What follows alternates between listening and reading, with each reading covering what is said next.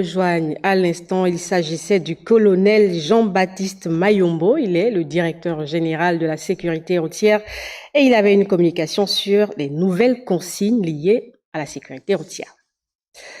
Pour la suite de ce journal, le Gabon regorge de beaucoup de structures de recherche et scientifiques qui œuvrent pour son développement en fonction des domaines de compétences. Cela s'illustre par des distinctions au niveau des structures qui évaluent la qualité de la recherche. C'est ainsi que l'IRCH, l'IRAF et l'IREST ont célébré leurs lauréats CAMES. Eric Nzengi Mbadinga et Pierre Claverella nous expliquent.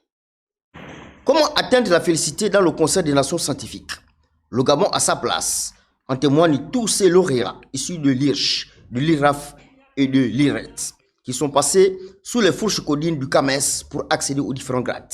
Nous disposons de plus de 100 chercheurs qui sont reconnus à des niveaux internationaux pour la qualité des travaux scientifiques qu'ils mènent, qui participent beaucoup à conseiller les entreprises privées ou l'État sur des politiques publiques à mettre en place. Il faut bien mettre en perspective la recherche au Gabon dans le cadre de la transition. Les efforts que produit ou déploie le CNRS en vue de la visibilisation des chercheurs doivent s'intégrer dans cette démarche de restauration de la science. 6 chercheurs et techniciens ont été honorés.